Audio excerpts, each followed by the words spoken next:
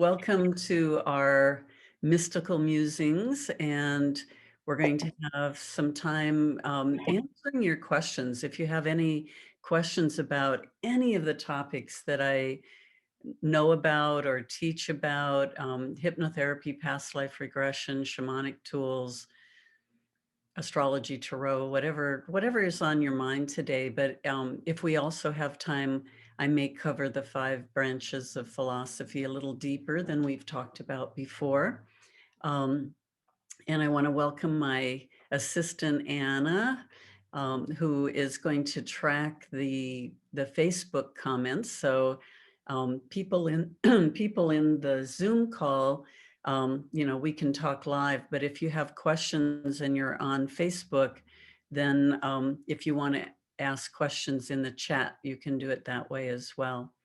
So good morning, Anna.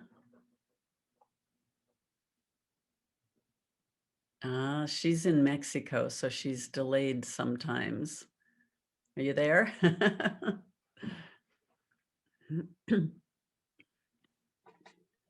I'm sorry, I don't know what happened. I couldn't just answer, but yeah, I'm here. Good morning. Okay. I know. We could see you, but I could tell that we were having a little bit of a delay. And welcome to everyone else. So does anybody have questions about anything related to past lives, hypnotherapy? Danny, yes, unmute yourself.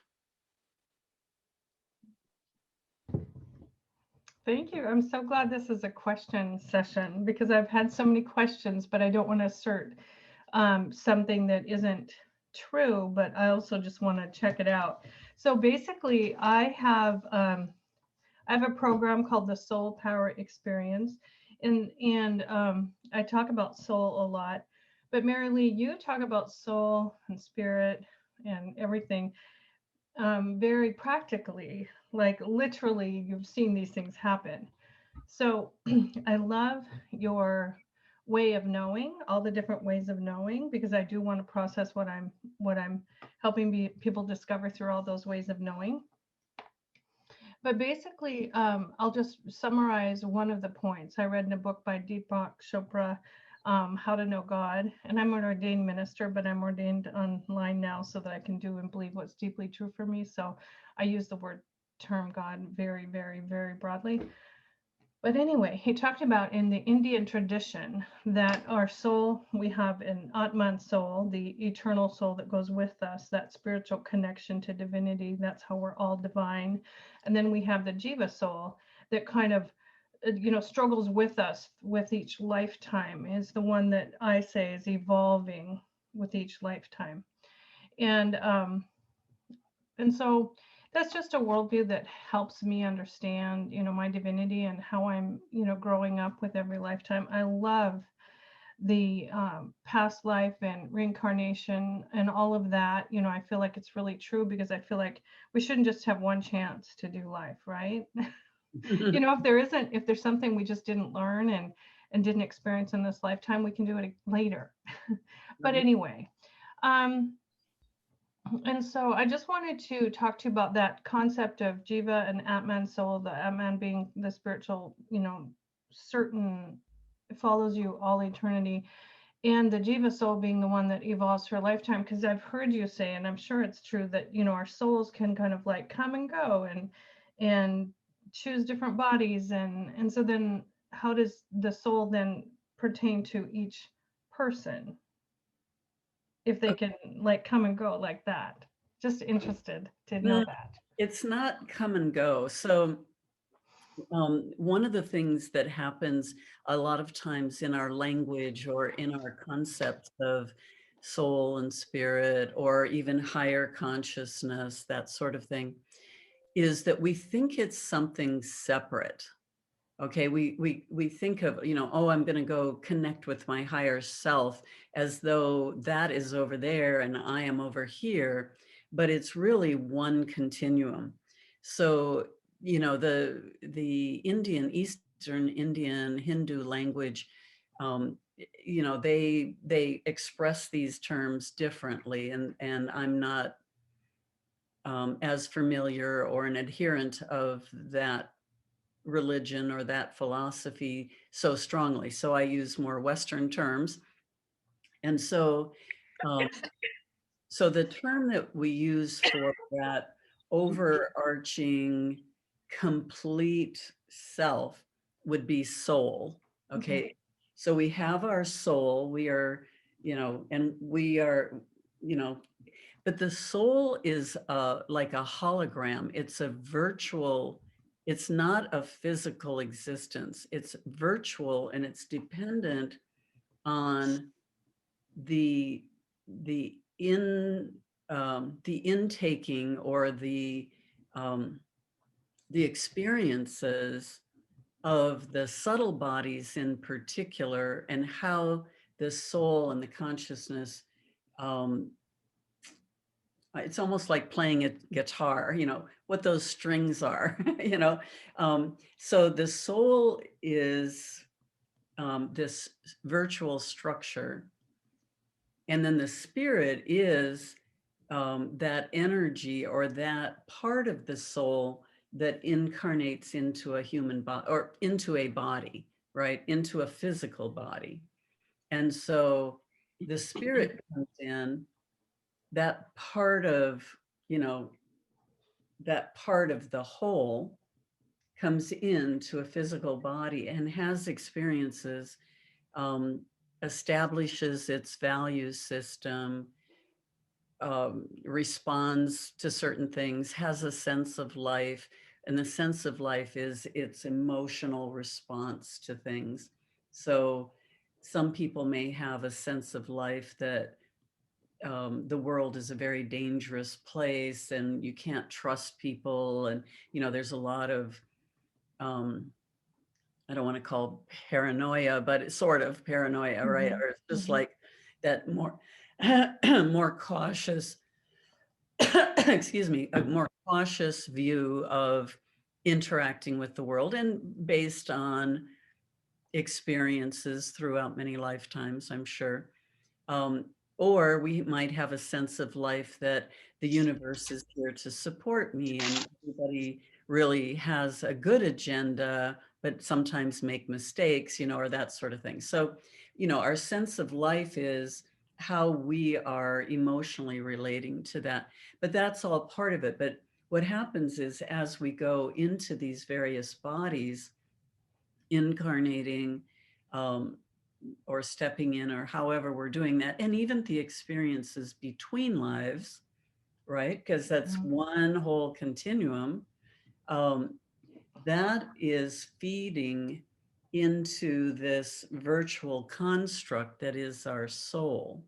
And it's carrying that imprint, because it's formed and informed and impressed by what we are feeding it. So, I mean, this leads to some interesting, maybe karmic conversations, right? So if I'm inherently good, but then I think, well, there's that bag of money laying there. I think I'll just take it. I know it belongs to someone else. I didn't really earn it. It's not mine, but it's just laying there. So I think I'll take it. Nobody's watching. Nobody cares, right? Or maybe somebody cares, but nobody's watching. Nobody will catch me, right? So you take that. Well, if you're feeling guilty about that and that's wrong and it's really not a part of your value system normally, right? But still you've done that, the biggest judge or the most crucial part of that is not getting caught by someone else, but really the signals and the input that you're giving to your own soul. And that's where this karma comes up, because if I'm feeding my soul with this information that it's okay to cheat if nobody's watching, right? Or to be conflicted inside of my consciousness or with my values or living, not according to my values, then that is what is imprinting and feeding the hologram or the virtual structure of my soul. And so then, so then I become, more of a broken person. Let's use that word. But, that's, is that what I want to feed my soul? Right. So, um, living according to our values or having a strong moral code is really our ethics, which kind of feeds into the 5 branches of philosophy, but it's our ethics. If I steal, that's politics, right? Because I'm dealing with somebody else's property. So it's not just me, I'm dealing with them now, whoever they are, and I steal that property. That's my politics. But what's really going to get broken is my ethics, because my ethics, and I mean, all of it is feeding the soul, but there is no getting away with that really, because that's, going to to be a part of that bigger picture. Does that help you? Does that answer? It totally does. Thank you so much. I knew you'd have a broad perspective on that. No, just one other philosophy that's important to me is that, and I hope it's true, but I wanted to test it with someone who probably knows, Well, we'll is see. that we are, with each lifetime, I like to think that we are evolving toward love. I mean, that's the whole point, that we would be more loving toward ourselves and others. Do you think we evolve like, um, well, better each lifetime, or do we literally, take, a few steps back?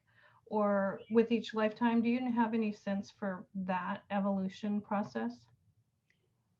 What do you observe? If you were being really objective and you were looking around in the world and even at yourself, if you've done some past lives and you've seen your own progression, whether it's forward or backwards, but your own movement, what do you observe? What would you say as an answer? Well, I mean, I think the only thing I can observe is like I'm literally like, not judging my mom, but I'm a better person than my mom. I'm a better mom than she was able to be in her lifetime, you know. And so like I think my life has evolved even from childhood to adulthood to be better. And but I don't really, that's a super good question. In my 2 past lives with Mary Lee, I was a Native American woman who lost her baby, and a prostitute who was stuck in a saloon because I had nowhere else to go. So obviously, I mean, those 2 things haven't happened in this lifetime. I've evolved past both of those things. I don't know. So I don't have a lot to judge that on, I Uh-huh. guess. What do you Well, think? so so you say I've evolved past that, but what you really mean is it just that has not occurred in this lifetime. So I'm not sure what you would evolve past, because those losing the baby is an experience that happened to you, and being a prostitute with no place else to go sounds like maybe it wasn't a choice, but a means of survival. And so you wouldn't really know unless, I mean, that you have evolved unless you were in that same situation and made different choices. Being a prostitute, I don't have a judgment about that. I don't think that's terrible. It just depends on why you're doing it, right? I mean, in and of Yeah, itself, it may not be a bad thing. It's your intention. Is it furthering your soul? Can you learn from that? Are you doing, you know, is it, depends on why you're doing it, right? yeah, Um, yeah, for anything, really, for yeah, anything, why, what's the why? yeah. That's true. That's true. In Yeah. this lifetime, I haven't had to use that survival tech, way of life. That's a really better way to look at it. Well, And I'll just keep thinking, and I sure appreciate you just taking some time for questions well, today. and I can answer more of that. I just wanted to hear and let you work on that just a little bit. But Yeah. character is who you are in the dark. And so, when everything is handed to you and everything is going smooth, it's great to be a good person. It's sort of like when they talk about Mm. it's easy to be a saint when you live alone on a mountain, but, come down to the city and get a job and see see how saintly you can stay, right?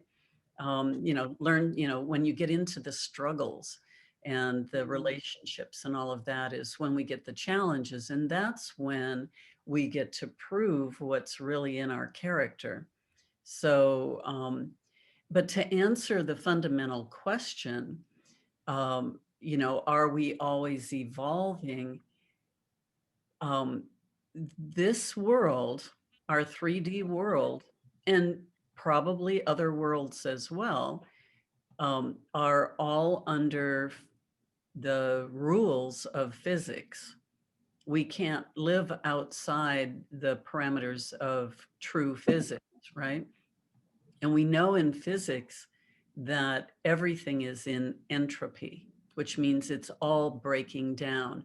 Your house is very slowly turning to dust. Your body is very, hopefully, slowly turning to dust, right? And everything, food goes bad, things get old, you know, um, we see it in the atmosphere, in the environment. Everything is breaking down. And the same thing is happening with our energy field and our soul. It's all breaking down, it's all entropy. So the only way that we can actually evolve and spiral upward is by determined and deliberate and constant work. It's not going to happen just because you incarnate does not mean that you're evolving. In fact, if you look back, if you do enough past lives and and we know time is not linear, so it's hard to say this, but you'll probably find lifetimes where you have a lot more sight, a lot more psychic gifts. You worked on it harder. There wasn't as many distractions. And so, you would sit and spin and the visions would come. And, so there were times when we probably had greater consciousness and greater connection. And that is deteriorating, and without a concerted effort to maintain consciousness, it's devolving. Sadly to say, I don't want to be the bringer of bad news, but what's more important than always getting good news, which is what a lot of people out there, the universe is there to support you and you're evolving no matter what, and you're, all these really good messages, they can really set you back, because then you think, well, I don't really have to work that hard, do I now? Because I'm evolving anyway. And as long as I keep incarnating, I must just be doing pretty well. But if you look around right now in the universe, or in our world, in our planet Earth, would you say that our consciousness has evolved over the last 500 or 100 years, or over the last 30 years? Or do you think it's devolved? I think a lot is being Really? uncovered. I think a lot of what people are thinking and feeling is being uncovered, which is the first step to changing it, if it's Right. negative. But do you think consciousness is evolving? Are people becoming more connected, or are they just talking about it? I am a pretty positive thinker in that regard, so I think we are evolving. You're hopeful. Yeah. Yeah. Yes. I hope you're right. I think that some people are evolving. Some people are evolving, and we're just hoping there's. I think we are, as a collective. Yeah. Definitely. I mean, I don't think we would be doing a session like this right now 100 years ago. I mean, short of the technology, but like the fact that, here we are in different parts of the country and connecting and talking about this topic. We're not basing it off of a church, of an established institution. We're trusting you know, something that's calling us, and we're trying to connect to source so that we can break down all of these constructs that humanity has placed on itself to control itself. Right. I think you're right. I mean, in some ways, yes, there is more interest and more openness to certain concepts. But true evolution of consciousness means we're more aware of who we are. We're aware of the dark shadows as well as the beautiful stuff. We're working on it. We're actually taking steps to correct. Um, and so you know, we'd have to differentiate. So there's people who are not evolving at all. We can just say, yeah, okay, there's those people, right? They're just over there.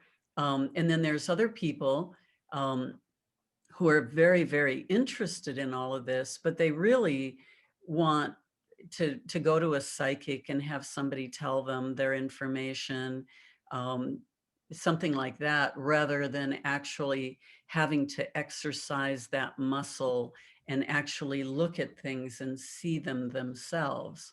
I come across a lot of people like that. They come to me, you know, they either want a reading or they, you know, well, the people that come for hypnotherapy actually, you know, are hoping to have more enlightenment or more connection to who they are. But, you know, there are, yes, but see, we have a small sample. So yeah, everybody who's on this call is interested and working and growing and evolving, right? But we can't generalize that over the population. I mean, I agree with you, Gina, in the fact that you know, like in the 80s, I opened up a metaphysical bookstore in Ohio, and we were picketed. There was violence against us. You know, we were boycotted. I mean, it was just nasty. I mean, the backlash Wow. because people didn't want to have anything to do with that, and that was in the 80s and 90s. So it wasn't that long ago, but it's, you know, in the Midwest, and I didn't know, but the Bible Belt does extend way up into Ohio. And it was brutal, brutal. And so, but what was interesting is that when I finally closed my store, in the way, it was like I spearheaded that movement. So when I left, a Native American store came up, yoga centers, another metaphysical bookstore opened up. And it was just, you know, I spearheaded that and there was a huge backlash. But I even received a letter from one of the ladies that had picketed me and signed petitions to close me down and all of this. And she apologized. And she said, you know, now I realize what you were trying to do. And I really feel bad that I was, you know, so, you know, part of this group that was so violently against you. So, you know, in that sense, yes, people were waking up and getting more interested, which is beautiful. And it's a really good first step, but it has to be more. That the open-mindedness and the awareness. In fact, even among people who are studying really hard, they keep it in their head. So intellectually, they know all this stuff, right? They know the definitions or they know the concepts of things, but have they integrated it? Have they, you know, like um, when you go into past lives, maybe you know a dozen of your past lives, but is it intellectual information? You know, oh, I was this, I was that, I did this, I did that. Or is it that is me now, and I operate from a perspective of of gathering that into who I am. And yeah, I was just in a retreat last weekend for 3 days, and one of the realizations, one of the experience, like an actual visceral experience I had was, um, or, you know, it was visual, but kind of an experience as well. I was going out, I was doing a lot of regression work. I gathered up about another dozen lifetimes that I could identify, and we were mostly looking for what is the similarity of purpose, like how was I oriented so that each of the lifetimes I went to, I was oriented to the same purpose, but I could see how I was doing it in about a dozen different ways. Well, you know, it was still, okay, you know, there's that lifetime and there's that lifetime, going out and experiencing that. And then about partway through the retreat, um, all of a sudden I had this vision and I was at the center of this constellation, and all of, you know, the constellation, all those aspects were me in other lifetimes, but they were all coming towards me. Instead of me going out there, they said, no, no, no, we are you. We're connecting with you. You don't have to come out and connect with us. We're connecting with you because we all have to integrate, because I'm the focal point now. I'm the one that's incarnated, right? So all of that, instead of me looking for them, they're like coming in and saying, no, we want to continue to express and further our purpose, but through you. You're the one that's out there now, right? You're the one that's incarnated. And so then the information that I gather, then that, you know, I have to draw that in and actually integrate it so it's part of me, right? It's not like, oh, you know, 500 years ago, I was an astrologer and I remember looking at the stars and, you know, no, I did that. I did that. It's one continuum. It's me, right? And so that's the hardest part for people when they do past lives, is the integration. Otherwise, they're just doing a sightseeing tour, right? It's like, oh, I was that, I was that, I was that. Isn't that cute, right? But Danny, for instance, you know, you have the experience of losing a child. You have that heartbreak. You have that, you know, that thing that I don't have in this lifetime, right? But if you integrate it, you have that depth of sorrow, and that should be a part of your daily life now as much as it was then, if it's integrated. I mean, sure, we can heal from it and it doesn't have to wipe us out and make us depressed, but that's a real experience. Right? Like, I think I've shared, and I don't know how many of you were on the call, when I was in Ireland, Ireland, and I died in childbirth. I mean, I was doing the regression in this lifetime, but I just, viscerally remember just lifting up off that body, and the child lived, but I died. But that is so real inside of me. Now, I wasn't depressed or anything. It was, in fact, I was surprised at just how okay I was with it. I was like, oh, I'm dead now. There's my child. Okay, goodbye. And I was okay. But I have that experience, and you know, you know, we have experiences from these other lifetimes, or even the prostitute lifetime, Danny. I've done that too. So, you know, hey, I've run several brothels. Maybe we work together. I can point out some brothels that used to be mine.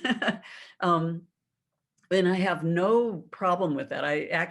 That was a good profession in those days. It was actually, it's not a shameful thing. I mean, sure, you were shunned by maybe the church ladies in the village, but you were a part of, an amazing part of culture. And um, you know, there was all sorts of politics and deal making. And I mean, like, that was the hub, the bar scene and everything. That was where everything was happening.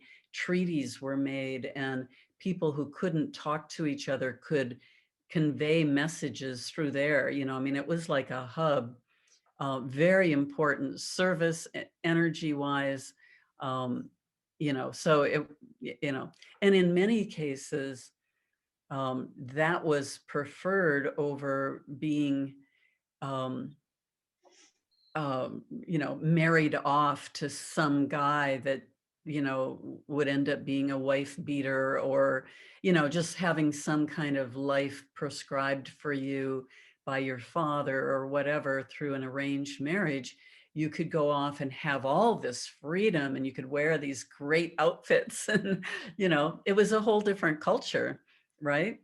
Um, and but to bring that in and to make that part of who you are and to identify with that, like, why did I do that? I mean, until I went to Ireland and really identified my brothel lifetimes, you know, it was sort of like, oh, you know, that's something that's illegal. And even though it's intriguing, I used to live outside of Amsterdam. So, you know, I took my parents to the red light district to just walk around and look at everything. You know, it's just part of culture, right?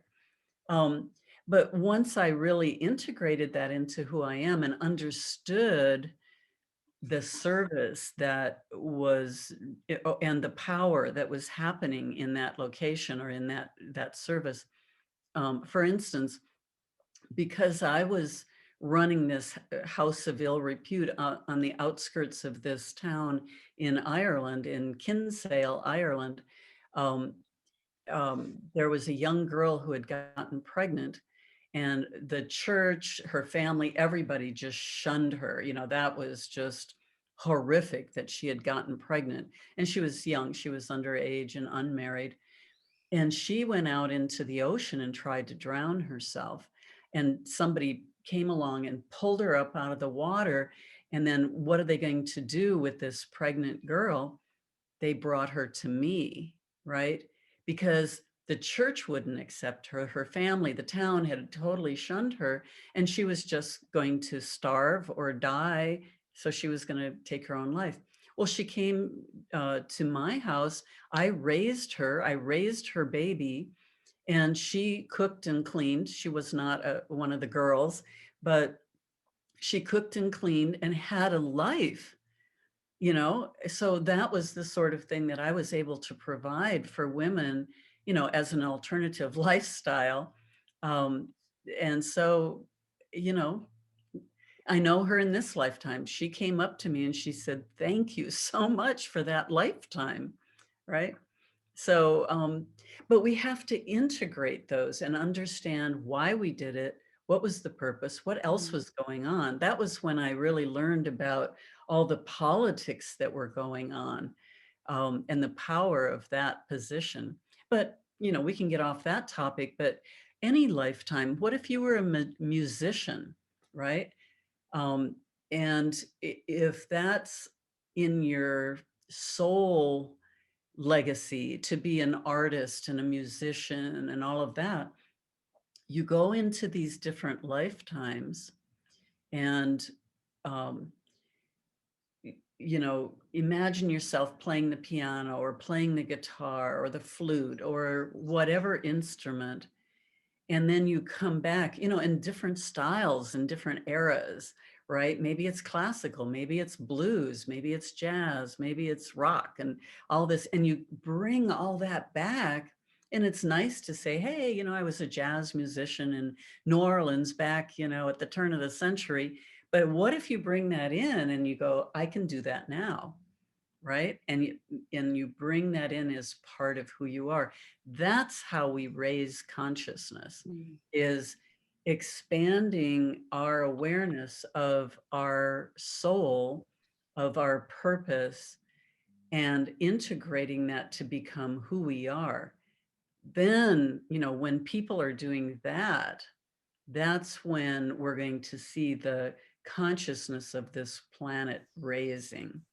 You know, it's not just, oh, I accept, you know, reincarnation, and I read, you know, whatever books, and I listen to these people, so I'm enlightened.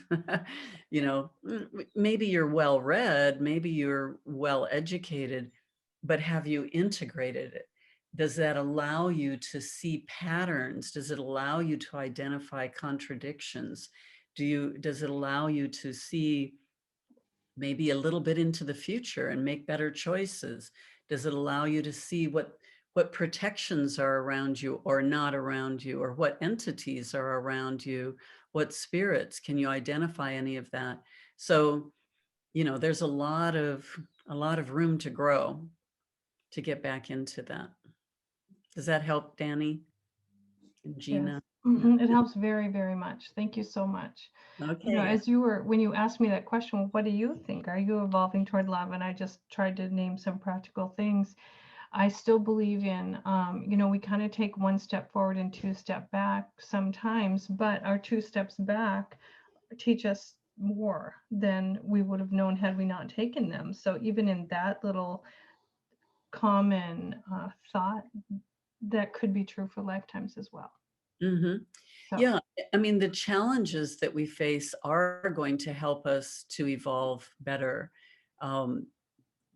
or break us, right? So the challenge, you can look around and you can see that people get challenged and they give up, or they turn to drugs and alcohol, or one thing or another, or just stay stuck and just give up on themselves or give up on whatever. And then there are those who have it in their soul and in their spirit and energy field to say, you know what, I guess I just have to try harder. Or, this, I mean, I tell people that if I don't fail every day at something, then I haven't tried hard enough. Right. So instead of being afraid, I don't want to try that because what if I'm wrong or something? It's like, I won't know unless I try, and I'm wrong all the time and I fail all the time. Right. But it's a different attitude about it. It's like, oh, okay, that didn't work. Okay, now I know that. Oh, what can I do differently? Right. Even in my business, I'll start something and it's like, okay, that didn't pick up any traction. Okay, next. Right. And so we just, it makes us more creative, actually. I find that when everything is working, then I just kick back and I, almost have less energy in it. But then when there's something that I have to work harder at, then it's like, ooh, okay, now I need to really apply myself and get, branch out, color outside of the lines, um, think a little more creatively outside the box. And it's good because then you feel like you've been stretched. Mm-hmm. And I will have to leave a little early today because I have a 1 o'clock. Okay. Oh, okay. Well, I do too. I'm going to have to leave by then as well. But so anyway, does anybody else have questions about anything? Those were good questions. I hope that's been helpful for everybody. Mary, can I ask a question? Of course, Debbie. You've mentioned a couple of times when you talk about past lives of your own, and you talk about how you recognize people, and then in our day-to-day life, you'll mention, or I've heard other people mention that maybe their son was their mother. And you mentioned just earlier about you met somebody and they came to thank you because they were in a past life with you. How do you recognize that? How I do it. So different people can do it different ways. But I mean, in general, you're recognizing their energy, a lot to do with their character. Oftentimes you'll see a similarity in their, even their physical movements, sometimes their physical appearance. But it's an energetic pattern. But having done a lot of regression work and regressing to specific lifetimes where, I'm looking for somebody, like when was I in a lifetime with my son or my daughter, then, I can start identifying that and then see them more frequently in other lifetimes. So it's sort of like a practice. In the beginning, it's like, oh, I think that was, that just feels like my mother in this lifetime, right? Or, and sometimes we can be a little bit wrong about that. um, but just continuing to practice to identify that. Because Yeah. I haven't noticed it at all around me in my day-to-day life. But when I had my past life, and I mentioned it before, when I was looking at myself, I was vaguely looking at my son, and there was something with the eyes, and I looked and I thought, that looks like my son, but I knew it was me. So I know there's a connection there because that was clearly there and I could see it. And in my day-to-day life with my son now, there is that just different connection. It's something, if you feel it, you just know it's so real. Yes. It's so different and it's so real. But I haven't really had that connection where if it's friends, I've got it's just this different connection. It's really different. So I know it's there, Mm-hmm. but and I don't try and look for it because I think it will come to me and I will naturally see it if it is there. So I don't purposely look and think, does that look like somebody, or do I think that's somebody else? Because I think that should probably just come to me naturally, where I will pick up that energy. I don't know because I've had that in a past life and I've never seemed to pick up on it in my day-to-day life. And I'm so intrigued when you talk about it and you will say, or my son was my mum in a different life, and it blows my mind a little bit because I'm like, wow, that's just amazing that you could pick that up. It's why Yeah. don't But if that's amazing to you, why do you hold back from really trying to make the I don't know whether maybe in my own mind I think I'm trying to force something, or maybe like you said, maybe I am holding it back, and in my own mind I'm thinking I'm forcing something, but maybe just let the doors open, let the naturally open, and maybe that I will. Yeah, come somewhere in between there. Okay. Okay. Not forcing it, but not assuming something that like not going overboard with it. But Maybe being aware more. yeah, just like, this feeling, like sometimes you have friends, but they keep trying to mother you, it's like, why do you keep acting like you're my mother? Right. Or if you have, Funny. Maybe that's funny you say that, because I always say my daughter treats me like my mum yeah, there you go. all the time. I always say to her, "You're not my mum, you're my daughter." Right. But she Right. does treat me like a mum, like she's my mum. Yeah. That's funny So you say that.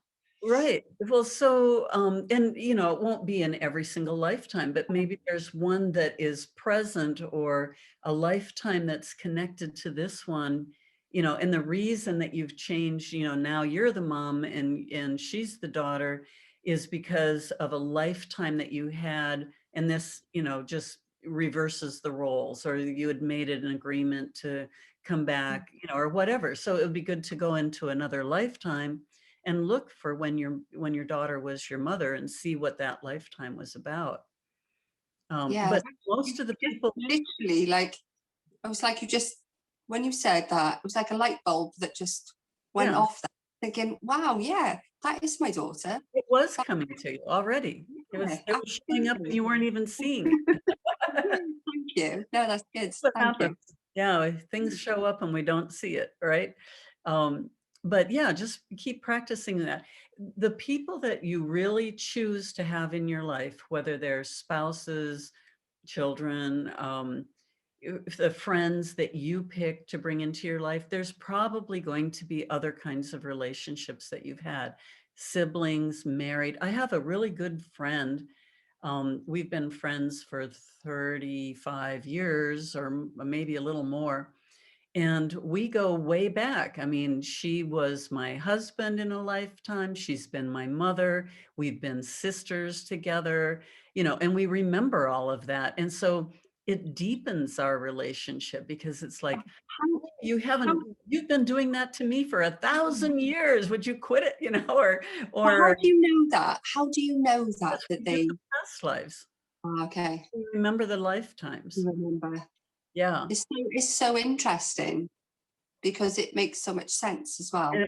it makes it so much richer Mm. experience to be around her, because even in the conversation, oh, there she is being that male husband kind of thing. Oh, now there she is being a mom, you know, and keeping the household organized, or, you know, here she is being sibling, and we can just, you know, do sibling stuff and gossip with each other or whatever. But it makes it so rich. Yeah. No, Yeah. it's really fascinating. It's just fascinating when you talk about, and there's just all these people, and that connection was there, and so and so was the mum, or it was the daughter. But I find for myself, I'm a little bit of the one that's like, I've got my family, I've got grandchildren, I work in a business where I manage, but I find that I'm always the mother figure to everyone else. So, Uh-huh. and I naturally do it, and it's something that I enjoy doing. Uh-huh. But and then look at that nature in you, like, why are you showing up and mothering them? You know what I mean? Like, what is it in your nature that's doing that? And what is the reason behind it? Because I Right? don't feel that I need to be looked after by anyone. I don't need to be mummed. I don't need to be looked after. I've got amazing people and family around me, but I feel that I need to help more than I don't need it. And I don't need help from other people. I'd much rather help. So that's the stranger when I think about it, that I like to help, I like to mother, but I don't need it myself. Yeah. But why mother? Why not just be a friend? Oh, I'm friend as well, but I think because I work in a team where they're younger, Oh, so it's a little yeah. bit like you do a bit of counselling, and Yeah. you know, a little You bit have of a little this and a more little bit of that. experience. Yeah. Yeah. Yeah. I know what Yeah. you mean. Okay, good. Any other questions? We're going to close up in about 5 minutes or something and let Danny get on her way. Any other questions from anybody? Anything, Anna, from Facebook? Nope. Okay. Well, we can close now if there's no questions. Um, so thank you, everyone, for being here. It was great to see all your beautiful faces. Good to see you, Linda. You studied with me at Bastyr, didn't you? I can't hear you. Your sound is off. You're muted. There you. Huh? Let me see. Okay, now I'm unmuted. Yes, thank you. Didn't you study with me at Bastyr? I did. I Yeah. did. And I've been following you, and I've been looking at different classes, and I'm transitioning, not in careers, but I know it's time to take another leap or another educational or growth. And so I'm definitely looking at you again, and it's just so comforting to hear your voice. And Thank you. really got a lot out of your teachings in the past. And so I realize why I'm on this call today. Yes, I saw your name and it was like, oh my God, I haven't seen Linda in what, 7 years or 10 years or what? How long ago? You were studying to be a naturopath then. Yes, and I am. And I do a lot of cranial sacral therapy, and I find that my hypnotherapy training uh, just flows seamlessly into that. So Uh-huh. that's a real gift. And so now I'm deciding, do I want to really continue on the science route of my profession, or do I want to go into that more spiritual and helping people with that inner growth? Yeah. Um, and my own could use some support as well. So, Good. Here you are so, circling around. mhm, yes, I am. And again, it's a delight to hear you speak, and I know why I'm on this call today. So I appreciate Yeah. it. Thank you. Well, I'm glad you're here. I'm glad everybody's here. And hopefully we'll see all of you again next week. Think of some questions. I'll think of some things we can talk about, and have a great week, everybody. Thank you, Okay. Mary Lee. Thank Mary. you. Namaste. Bye-bye. Bye-bye.